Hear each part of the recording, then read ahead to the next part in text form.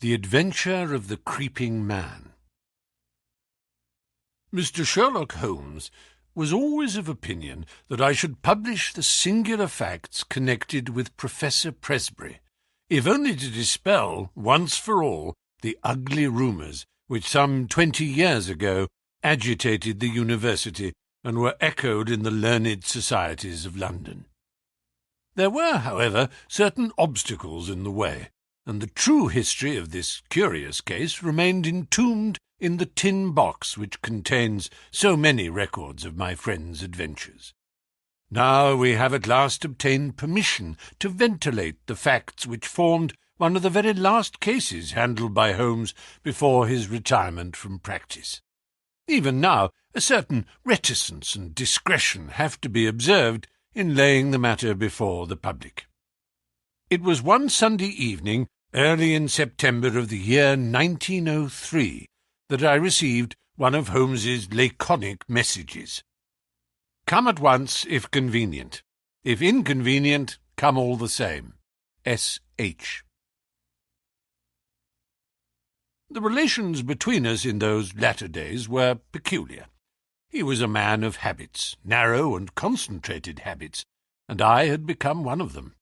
As an institution, I was like the violin, the shag tobacco, the old black pipe, the index books, and others perhaps less excusable. When it was a case of active work and a comrade was needed upon whose nerve he could place some reliance, my role was obvious. But apart from this, I had uses. I was a whetstone for his mind. I stimulated him. He liked to think aloud in my presence. His remarks could hardly be said to be made to me. Many of them would have been as appropriately addressed to his bedstead. But none the less, having formed the habit, it had become in some way helpful that I should register and interject. If I irritated him by a certain methodical slowness in my mentality, that irritation served only to make his own flame-like intuitions and impressions flash up the more vividly and swiftly. Such was my humble role in our alliance. When I arrived at Baker Street, I found him huddled up in his armchair with updrawn knees, his pipe in his mouth, and his brow furrowed with thought. It was clear that he was in the throes of some vexatious problem.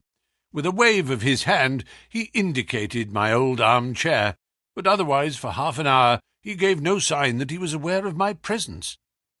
Then, with a start, he seemed to come from his reverie, and with his usual whimsical smile he greeted me back to what had once been my home. "You will excuse a certain abstraction of mind, my dear Watson," said he. "Some curious facts have been submitted to me within the last 24 hours, and they in turn have given rise to some speculations of a more general character. I have serious thoughts of writing a small monograph upon the uses of dogs in the work of the detective." "But surely, Holmes, this has been explored," said I. "Bloodhounds, sleuth-hounds—" No, Watson, that side of the matter is, of course, obvious. There is another, which is far more subtle. You may recollect that in the case which you, in your sensational way, coupled with the copper beeches, I was able, by watching the mind of the child, to form a deduction as to the criminal habits of the very smug and respectable father. Yes, I remember it well. My line of thoughts about dogs is analogous. A dog reflects the family life. Whoever saw a frisky dog in a gloomy family, or a sad dog in a happy one? Snarling people have snarling dogs, dangerous people have dangerous dogs, and their passing moods may reflect the passing moods of others. I shook my head. "Surely, Holmes, this is a little far-fetched," said I. He had refilled his pipe and resumed his seat, taking no notice of my comment. "The practical application of what I have said is very close to the problem which I am investigating. It is a tangled skein, you understand, and I am looking for a loose end. One possible loose end lies in the question, why does Professor Presbury's wolfhound Roy endeavour to bite him? I sank back in my chair in some disappointment. Was it for so trivial a question as this that I had been summoned from my work? Holmes glanced across at me. "The same old, Watson," said he. "You never learn that the gravest issues may depend upon the smallest things. But is it not, on the face of it, strange that a staid, elderly philosopher — you've heard of Presbury, of course, the famous Camford physiologist — that such a man, whose friend has been his devoted wolfhound, should now have been twice attacked by his own dog? What do you make of it? The dog is ill. Well, that has to be considered. But he attacks no one else, nor does he apparently molest his master, save on very special occasions. Curious, Watson, very curious. But young Mr. Bennet is before his time, if that is his ring. I had hoped to have a longer chat with you before he came." There was a quick step on the stairs, a sharp tap at the door, and a moment later the new client presented himself. He was a tall, handsome youth, about 30, well-dressed and elegant, but with something in his bearing which suggested the shyness of the student rather than the self-possession of the man of the world.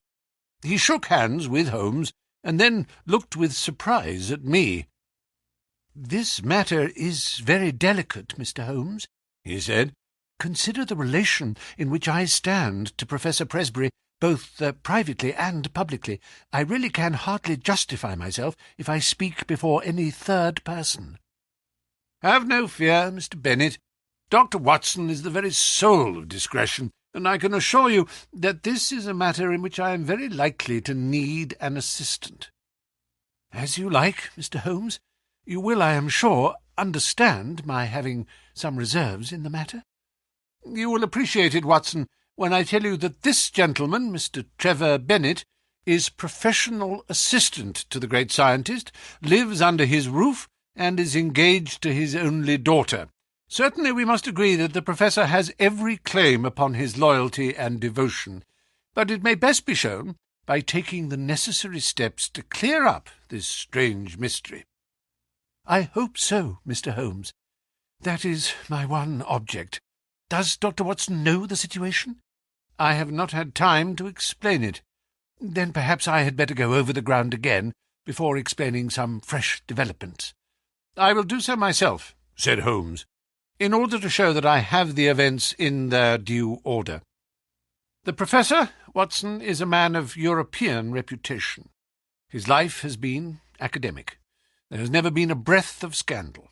He is a widower with one daughter, Edith. He is, I gather, a man of very virile and positive, one might say almost combative character. So the matter stood until a very few months ago. Then the current of his life was broken. He is 61 years of age, but he became engaged to the daughter of Professor Morphy, his colleague in the chair of comparative anatomy. It was not, as I understand, the reasoned courting of an elderly man, but rather the passionate frenzy of youth, for no one could have shown himself a more devoted lover. The lady, Alice Morphy, was a very perfect girl both in mind and body, so that there was every excuse for the Professor's infatuation. None the less, it did not meet with full approval in his own family. "We thought it rather excessive," said our visitor. "Exactly. Excessive and a little violent and unnatural. Professor Presbury was rich, however, and there was no objection upon the part of the father. The daughter, however, had other views, and there were already several candidates for her hand who, if they were less eligible from a worldly point of view, were at least more of an age.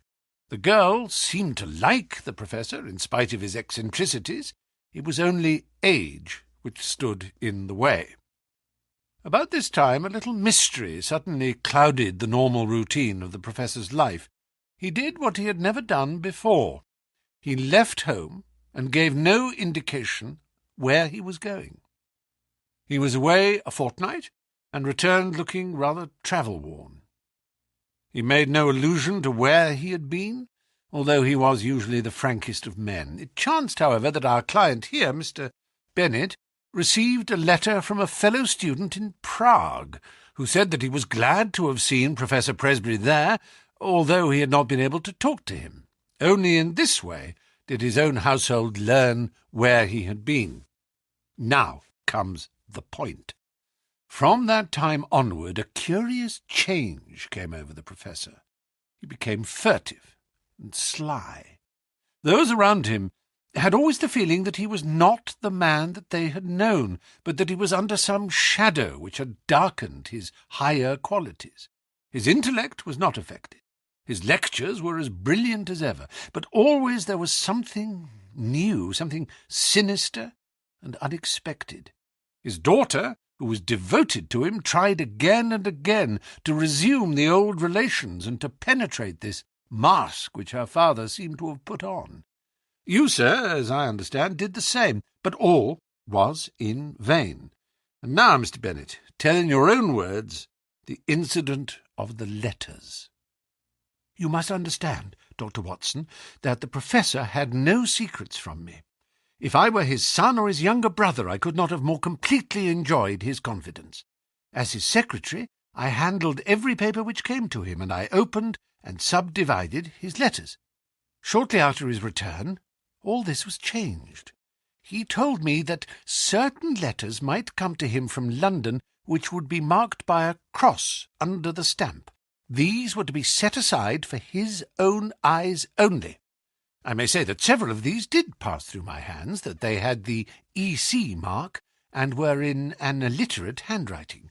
If he answered them at all, the answers did not pass through my hands, nor into the letter-basket in which our correspondence was collected. "And the box?" said Holmes. "Ah, yes, the box. The professor brought back a little wooden box from his travels. It was the one thing which suggested a continental tour, for it was one of those quaint carved things which one associates with Germany. This he placed in his instrument cupboard. One day, in looking for a cannula, I took up the box. To my surprise, he was very angry, and reproved me, in words which were quite savage, for my curiosity. It was the first time such a thing had happened, and I was deeply hurt. I endeavoured to explain that it was a mere accident that I had touched the box, but all the evening I was conscious that he looked at me harshly, and that the incident was rankling in his mind. Mr. Bennet drew a little diary book from his pocket. "That was on July the 2nd, said he. "You are certainly an admirable witness," said Holmes. "I may need some of these dates which you have noted." I learned method, among other things, from my great teacher. From the time that I observed abnormality in his behaviour, I felt that it was my duty to study his case. Thus I have it here that it was on that very day, July the 2nd, that Roy attacked the professor as he came from his study into the hall. Again, on July 11th, there was a scene of the same sort, and then I have a note of yet another upon July the 20th. After that, we had to banish Roy to the stables. He was a dear, affectionate animal. But I fear I weary you?"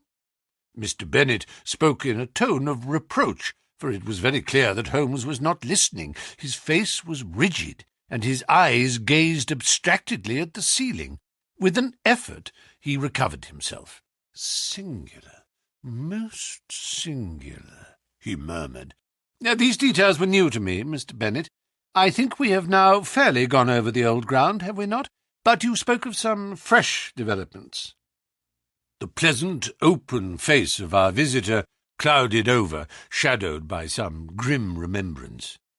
"What I speak of occurred the night before last," said he. "I was lying awake about 2 in the morning, when I was aware of a dull, muffled sound coming from the passage. I opened my door and peeped out. I should explain that the professor sleeps at the end of the passage." "The date being?" asked Holmes. Our visitor was clearly annoyed at so irrelevant an interruption. "I have said, sir, that it was the night before last, that is, September the 4th. Holmes nodded and smiled. "Pray continue," said he. He sleeps at the end of the passage, and would have to pass my door in order to reach the staircase. It was a really terrifying experience, Mr. Holmes. I think that I am as strong-nerved as my neighbours, but I was shaken by what I saw. The passage was dark, save that one window halfway along it threw a patch of light. I could see that something was coming along the passage, something dark and crouching. Then suddenly it emerged into the light, and I saw that it was he. He was crawling, Mr. Holmes. Crawling.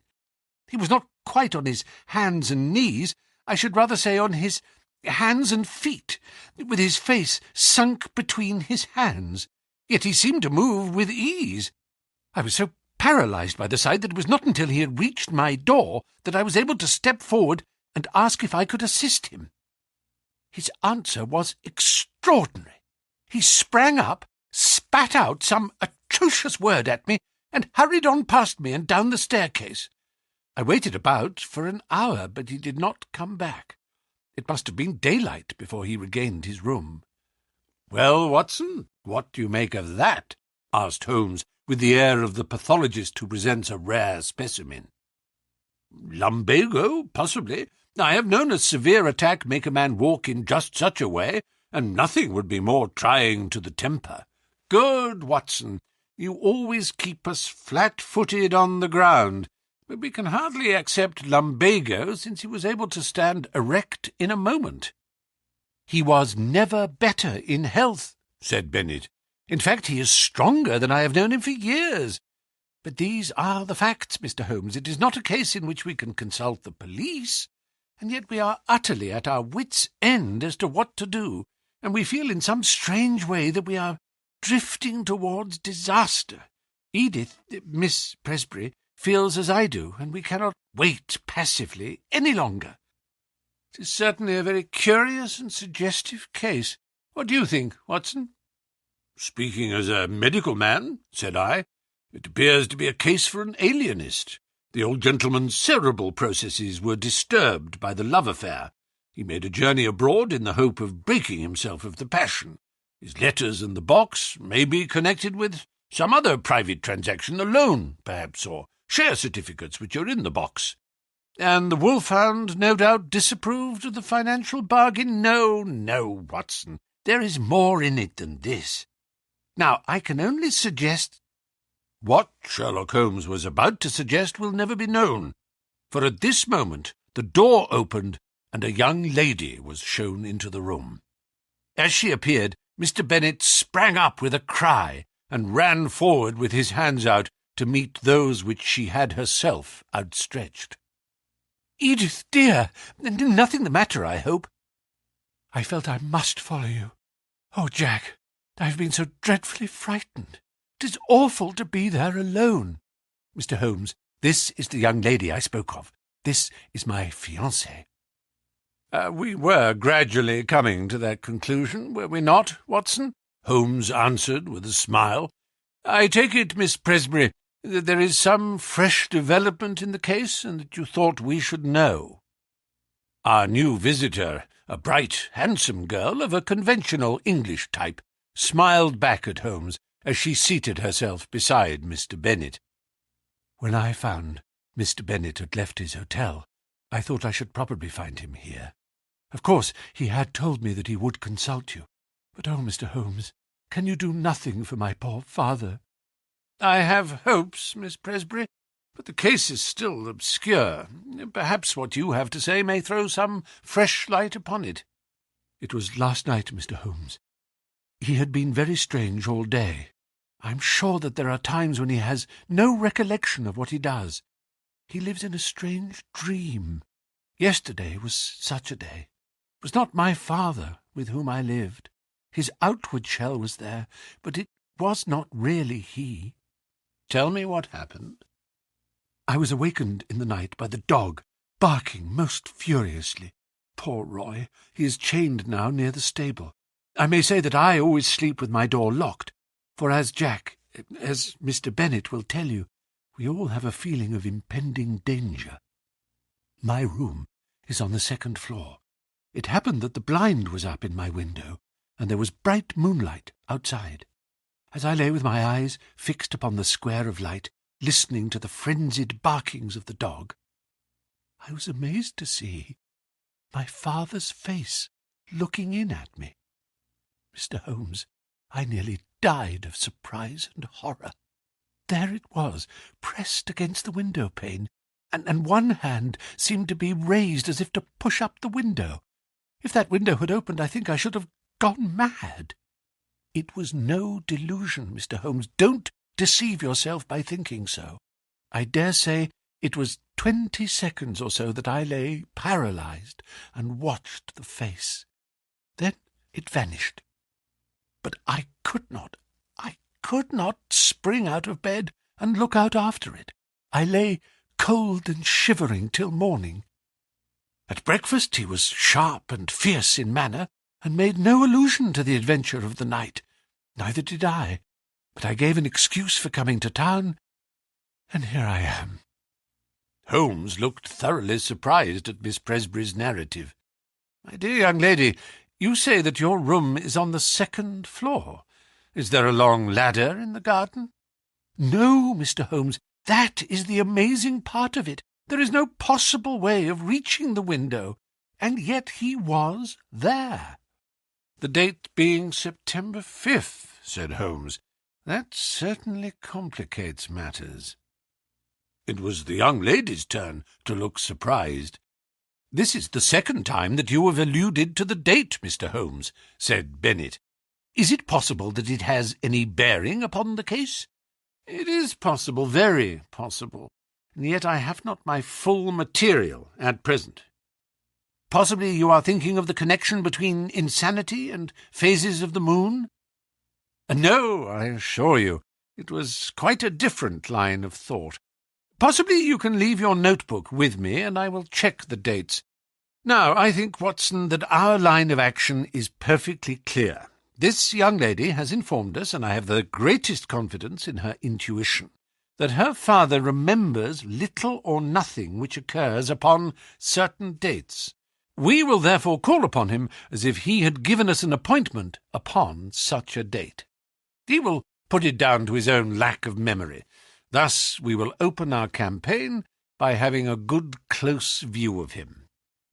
"That is excellent," said Mr. Bennet. "I warn you, however, that the Professor is irascible and violent at times." Holmes smiled. "There are reasons why we should come at once, very cogent reasons, if my theories hold good. Tomorrow, Mr. Bennet will certainly see us in Camford. There is, if I remember right, an inn called the Chequers, where the port used to be above mediocrity and the linen was above reproach. I think, Watson, that our lot for the next few days might lie in less pleasant places." Monday morning found us on our way to the famous university town, an easy effort on the part of Holmes, who had no routes to pull up, but one which involved frantic planning and hurrying on my part, as my practice was by this time not inconsiderable. Holmes made no allusion to the case until after we had deposited our suitcases at the ancient hostel of which he had spoken. "I think, Watson, that we can catch the Professor just before lunch. He lectures at 11, and should have an interval at home." "What possible excuse have we for calling?" Holmes glanced at his notebook. "There was a period of excitement upon August 26th. We will assume that he is a little hazy as to what he does at such times. If we insist that we are there by appointment, I think he will hardly venture to contradict us. Have you the effrontery necessary to put it through?" "We can but try." "Excellent, Watson. Compound of the busy bee and excelsior. We can but try, the motto of the firm. A friendly native will surely guide us." Such a one, on the back of a smart hansom, swept us past a row of ancient colleges, and finally, turning into a tree-lined drive, pulled up at the door of a charming house, girt round with lawns and covered with purple wisteria. Professor Presbury was certainly surrounded with every sign not only of comfort but of luxury. Even as we pulled up, A grizzled head appeared at the front window, and we were aware of a pair of keen eyes from under shaggy brows which surveyed us through large horn glasses. A moment later we were actually in his sanctum, and the mysterious scientist whose vagaries had brought us from London was standing before us. There was certainly no sign of eccentricity either in his manner or appearance, for he was a portly, large-featured man, grave, tall, and frock-coated, with the dignity of bearing which a lecturer needs. His eyes were his most remarkable feature, keen, observant, and clever to the verge of cunning. He looked at our cards. "Pray sit down, gentlemen. What can I do for you?" Mr. Holmes smiled amiably. "It was the question which I was about to put to you, Professor." "To me, sir?" "Possibly there is some mistake. I heard through a second person that Professor Presbury of Camford had need of my services." "Oh, indeed." It seemed to me that there was a malicious sparkle in the intense grey eyes. "You heard that, did you? May I ask the name of your informant?" "I am sorry, Professor, but the matter was rather confidential. If I have made a mistake, there is no harm done. I can only express my regret." "Not at all. I should wish to go further into this matter. It interests me. Have you any scrap of writing, any letter or telegram, to bear out your assertion?" "No, I have not." "I presume that you do not go so far as to assert that I summoned you?" "I would rather answer no questions," said Holmes.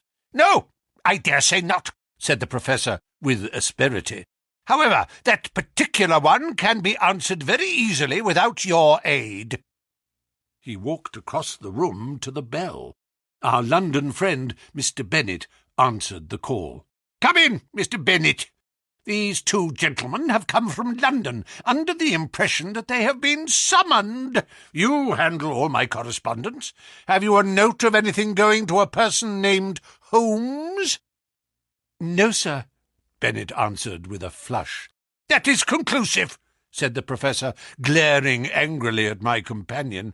"Now, sir," he leaned forward with his two hands upon the table, "it seems to me that your position is a very questionable one." Holmes shrugged his shoulders. "I can only repeat that I am sorry that we have made a needless intrusion." "Hardly enough, Mr. Holmes," the old man cried in a high, screaming voice, with extraordinary malignancy upon his face. He got between us and the door as he spoke, and he shook his two hands at us with furious passion. "You can hardly get out of it so easily as that." His face was convulsed, and he grinned and gibbered at us in his senseless rage. I am convinced that we should have had to fight our way out of the room if Mr. Bennet had not intervened. "My dear Professor," he cried, "consider your position. Consider the scandal at the university. Mr. Holmes is a well-known man. You cannot possibly treat him with such discourtesy." Sulkily, our host, if I may call him so, cleared the path to the door. We were glad to find ourselves outside the house and in the quiet of the tree-lined drive. Holmes seemed greatly amused by the episode. "Our learned friend's nerves are somewhat out of order," said he. "Perhaps our intrusion was a little crude, and yet we have gained that personal contact which I desired. But dear me, Watson, he is surely at our heels. The villain still pursues us." There were sounds of running feet behind, but it was, to my relief, not the formidable Professor, but his assistant who appeared round the curve of the drive. He came panting up to us. "I am so sorry, Mr. Holmes. I wished to apologize." "My dear sir, there is no need. It is all in the way of professional experience. I have never seen him in a more dangerous mood, but he grows more sinister. You can understand now why his daughter and I are alarmed, and yet his mind is perfectly clear." "Too clear," said Holmes. "That was my miscalculation. It is evident that his memory is much more reliable than I had thought. By the way, can we, before we go, see the window of Miss Presbury's room?" Mr. Bennet pushed his way through some shrubs, and we had a view of the side of the house. "It is there, the second on the left." "Dear me, it seems hardly accessible. And yet you will observe that there is a creeper below and a water-pipe above, which give some foothold." "I could not climb it myself," said Mr. Bennet. "Very likely. It would certainly be a dangerous exploit for any normal man." "There was one other thing I wished to tell you, Mr. Holmes. I have the address of the man in London to whom the Professor writes. He seems to have written this morning, and I got it from his blotting paper. It is an ignoble position for a trusted secretary, but what else can I do?" Holmes glanced at the paper and put it into his pocket. "Dorak, a curious name. Slavonic, I imagine. Well, it is an important link in the chain. We return to London this afternoon, Mr. Bennet. I see no good purpose to be served by our remaining. We cannot arrest the Professor because he has done no crime, nor can we place him under constraint, for he cannot be proved to be mad. No action is as yet possible." "Then what on earth are we to do?" "A little patience, Mr. Bennet. Things will soon develop. Unless I am mistaken, next Tuesday may mark a crisis. Certainly we shall be in Camford on that day. Meanwhile, the general position is undeniably unpleasant, and if Miss Presbury can prolong her visit, that is easy. Then let her stay till we can assure her that all danger is past. Meanwhile, let him have his way, and do not cross him. So long as he is in a good humour, all is well." "There he is," said Bennet in a startled whisper. Looking between the branches, we saw the tall, erect figure emerge from the hall door and look around him. He stood leaning forward, his hands swinging straight before him, his head turning from side to side. The secretary, with a last wave, slipped off among the trees, and we saw him presently rejoin his employer, the two entering the house together in what seemed to be animated and even excited conversation. "I expect the old gentleman has been putting two and two together," said Holmes as we walked hotelward. "He struck me as having a particularly clear and logical brain from the little I saw of him. Explosive, no doubt, but then from his point of view he has something to explode about if detectives are put on his track and he suspects his own household of doing it. I rather fancy that friend Bennet is in for an uncomfortable time." Holmes stopped at a post-office and sent off a telegram on our way. The answer reached us in the evening, and he tossed it across to me. "Have visited the Commercial Road and seen Dorak. Suave person, bohemian, elderly. Keeps large general store. Mercer." "Mercer is since your time," said Holmes. "He is my general utility man who looks up routine business. It was important to know something of the man with whom our Professor was so secretly corresponding. His nationality connects up with the Prague visit." "Thank goodness that something connects with something," said I. "At present we seem to be faced by a long series of inexplicable incidents with no bearing upon each other. For example, what possible connection can there be between an angry wolfhound and a visit to Bohemia, or either of them with a man crawling down a passage at night? As to your dates, that is the biggest mystification of all." Holmes smiled and rubbed his hands. We were, I may say, seated in the old sitting-room of the ancient hotel, with a bottle of the famous vintage of which Holmes had spoken on the table between us. "Well, now, let us take the dates first," said he, his fingertips together and his manner as if he were addressing a class.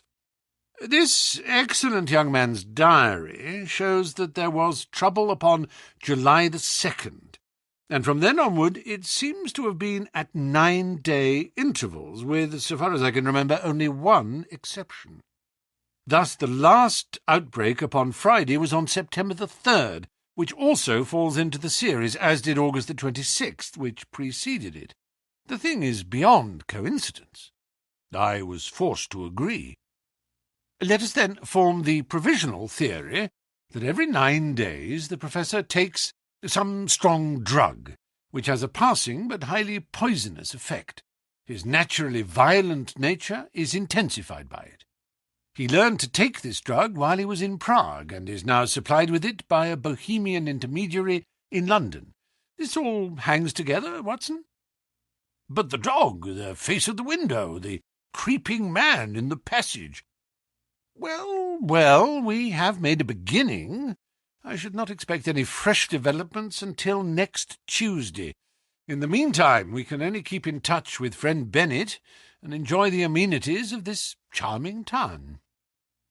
In the morning, Mr. Bennet slipped round to bring us the latest report. As Holmes had imagined, times had not been easy with him. Without exactly accusing him of being responsible for our presence, the Professor had been very rough and rude in his speech, and evidently felt some strong grievance. This morning he was quite himself again, however, and had delivered his usual brilliant lecture to a crowded class. "Apart from his queer fits," said Bennet, "he has actually more energy and vitality than I can ever remember, nor was his brain ever clearer. But it's not he. It's never the man whom we have known." "I don't think you have anything to fear now, for a week at least," Holmes answered. "I'm a busy man, and Dr. Watson has his patients to attend to. Let us agree that we meet here at this hour next Tuesday, and I shall be surprised if before we leave you again we are not able to explain, even if we cannot perhaps put an end to, your troubles. Meanwhile, keep us posted in what occurs." I saw nothing of my friend for the next few days, but on the following Monday evening I had a short note asking me to meet him next day at the train. From what he told me as we travelled up to Camford, all was well. The peace of the Professor's house had been unruffled, and his own conduct perfectly normal. This was also the report which was given us by Mr. Bennet himself, when he called upon us that evening at our old quarters in the Chequers. He heard from his London correspondent today. There was a letter, and there was a small packet, each with the cross under the stamp, which warned me not to touch them. There has been nothing else." "That may prove quite enough," said Holmes grimly. "Now, Mr. Bennet, we shall, I think, come to some conclusion tonight.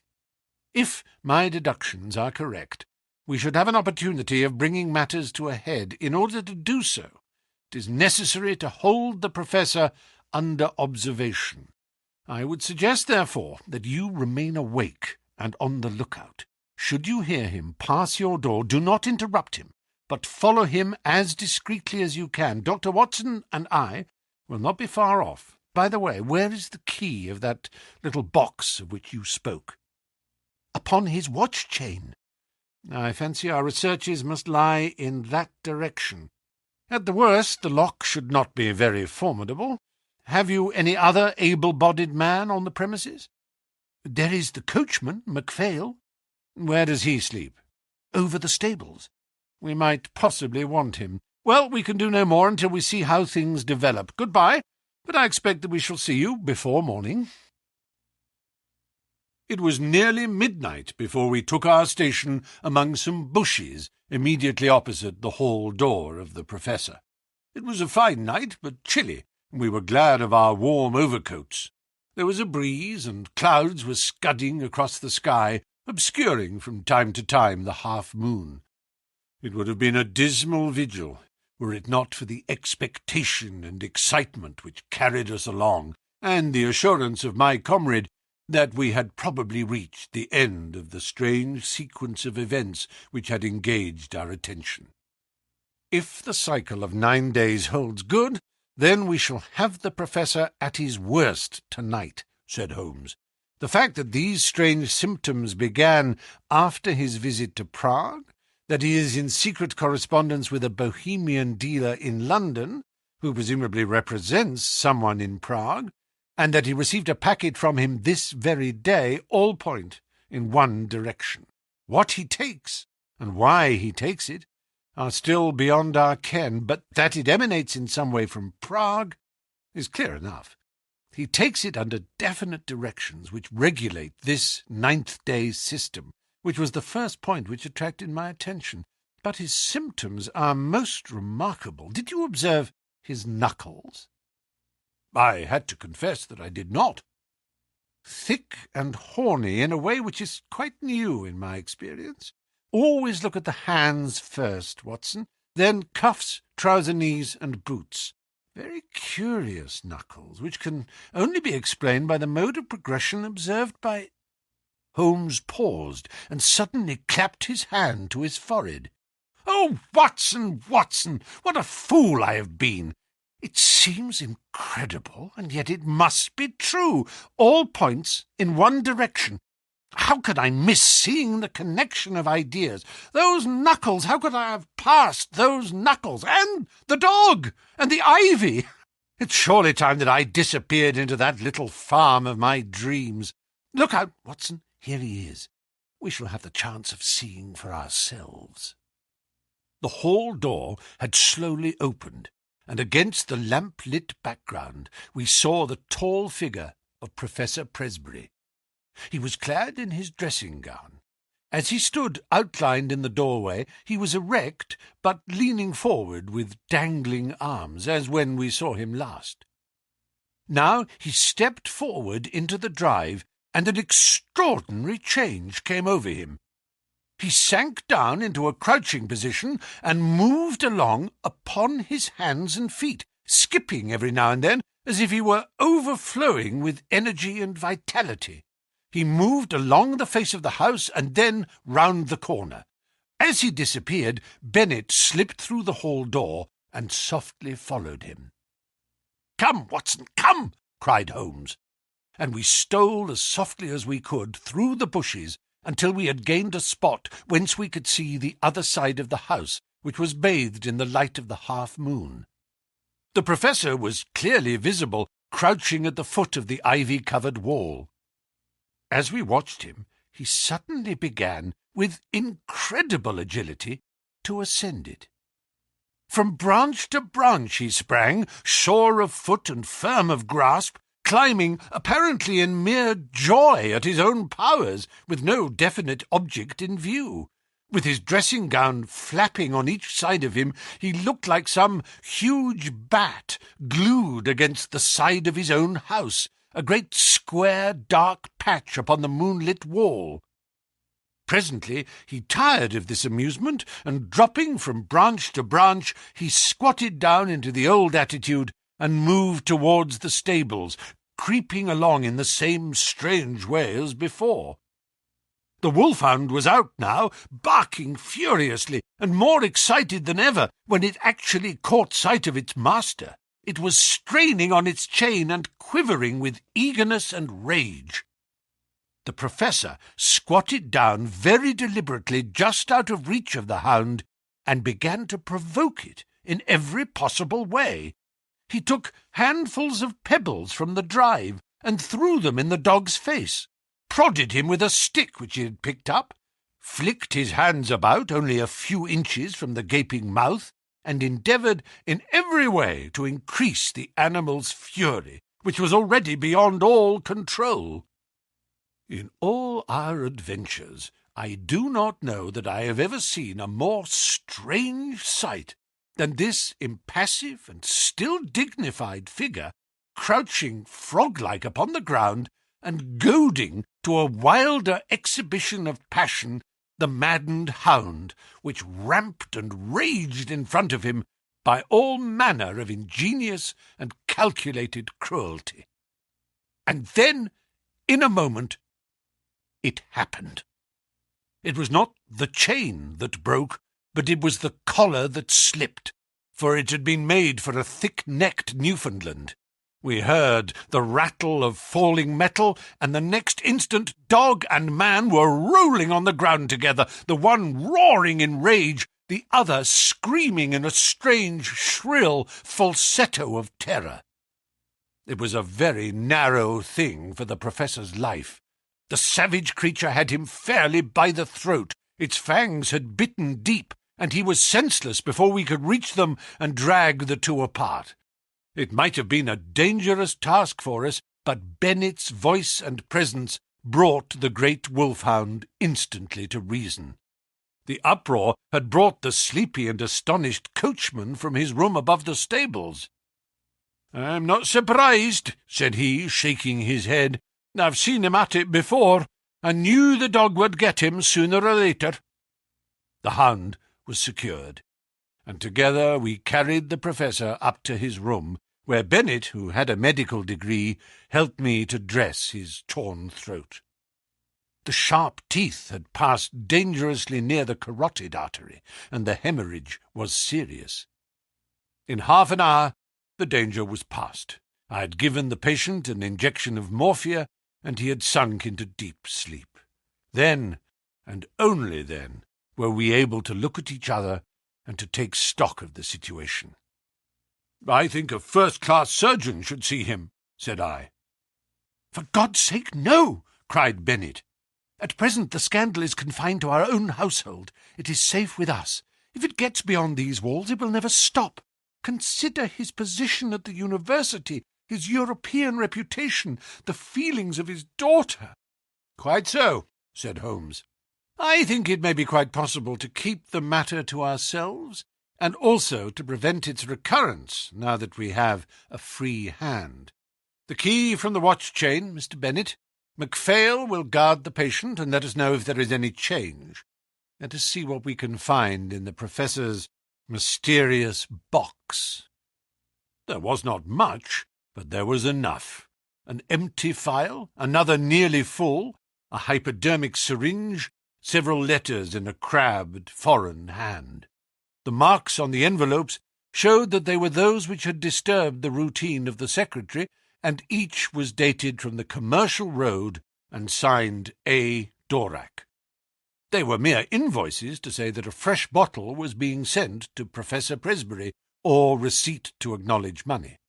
There was one other envelope, however, in a more educated hand and bearing the Austrian stamp with the postmark of Prague. "Here we have our material," cried Holmes, as he tore out the enclosure. "Honoured colleague," it ran, "since your esteemed visit, I have thought much of your case, and though in your circumstances there are some special reasons for the treatment, I would none the less enjoin caution, as my results have shown that it is not without danger of a kind. It is possible that the serum of anthropoid would have been better. I have, as I explained to you, used black-faced langur because a specimen was accessible. Langur is, of course, a crawler and climber, while anthropoid walks erect and is in always nearer. I beg you to take every possible precaution that there be no premature revelation of the process. I have one other client in England, and Dvorak is my agent for both. Weekly reports will oblige. Yours with high esteem, H. Lowenstein." Lowenstein!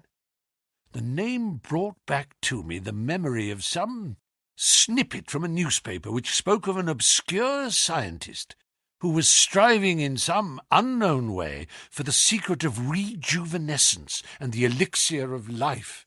Lowenstein of Prague.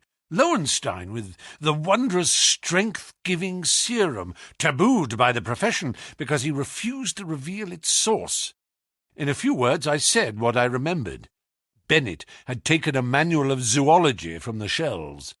"Langur," he read, "the great black-faced monkey of the Himalayan slopes, biggest and most human of climbing monkeys." Many details are added.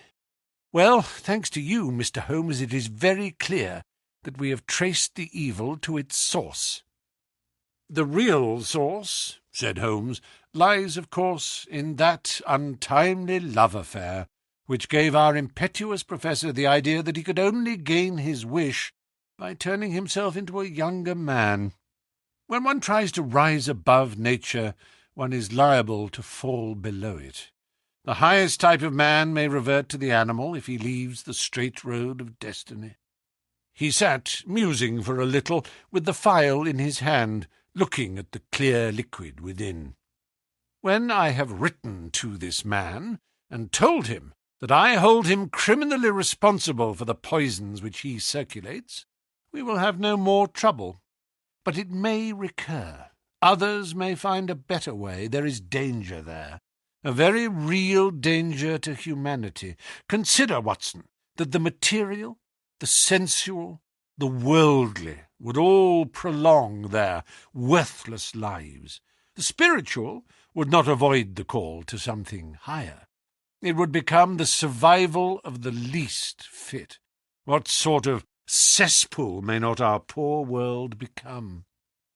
Suddenly the dreamer disappeared, and Holmes, the man of action, sprang from his chair. "I think there is nothing more to be said, Mr. Bennet. The various incidents will now fit themselves easily into the general scheme. The dog, of course, was aware of the change far more quickly than you. His smell would ensure that. It was the monkey, not the professor, whom Roy attacked, just as it was the monkey who teased Roy. Climbing was a joy to the creature, and it was a mere chance, I take it, that the pastime brought him to the young lady's window. There is an early train to town, Watson, but I think we shall just have time for a cup of tea at the Chequers before we catch it."